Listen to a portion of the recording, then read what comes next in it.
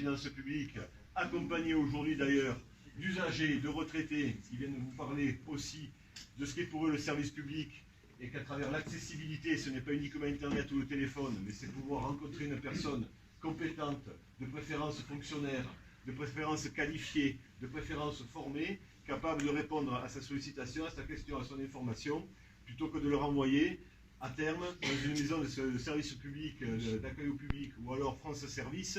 dans laquelle un contractuel, un CDD, aidera uniquement à accompagner quelque usager que ce soit, et nous concernant un contribuable, sur un portail impôt.gouv, où il devra, entre guillemets, trouver toutes les réponses aux questions qu'il sera posées en ligne 2.0. Vous dire que la pluie, le vent ne nous arrête pas, y compris dans cette fameuse soi-disant phase de concertation,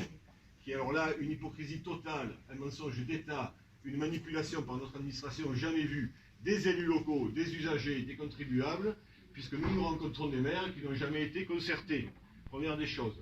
Vous dire aussi qu'on n'est pas là en train de faire le deuil de nos services. Quoi qu'il advienne, quelles que soient les annonces dans les semaines à venir, y compris des réunions qui sont prévues, des symposiums avec les cadres supérieurs, quoi qu'il se dira dans ces annonces-là, on est là pour le retrait du plan Darmanin.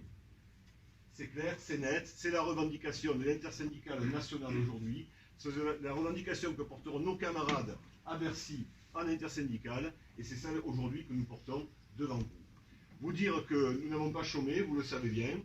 que là-dessus, le scandale de ce qui a prévalu à la mise en place de la géographie revisitée, puis du nouveau réseau de proximité, est sans nom. Sauf que peut-être que nos dirigeants,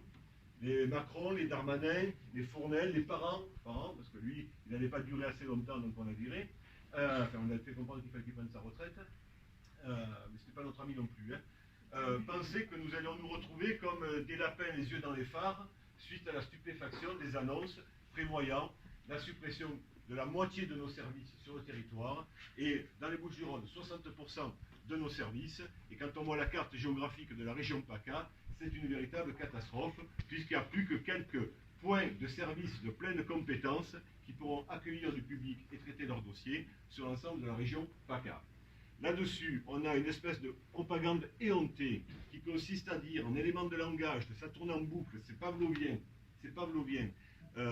on augmente de 30% les points de contact grâce aux maisons de services d'accueil au public, aux maisons France Service. Mais, je veux dire, ça, peut-être que ça peut passer auprès, entre guillemets, de...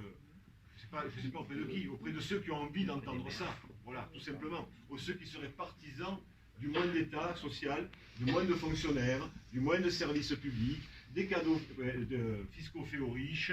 de la marchandisation de nos missions, de la privatisation ou de l'externalisation d'une partie d'entre elles, mais ça ne passe pas, ça ne passe nulle part. Que ce soit dans le 04, le 05, 83, 84, au 06 et 13, l'ensemble des usagers que nous rencontrons et les milliers de pétitions qui sont signées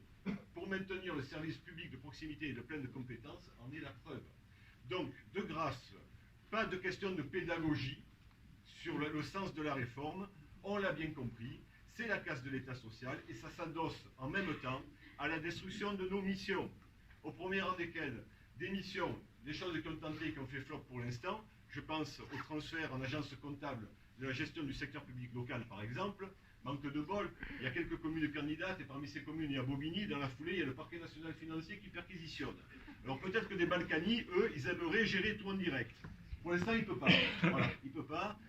il est en tôle. Voilà. Le rôle que nous avons aujourd'hui de contrôle de l'argent public et de son utilisation, c'est au cœur de la démocratie et de la République.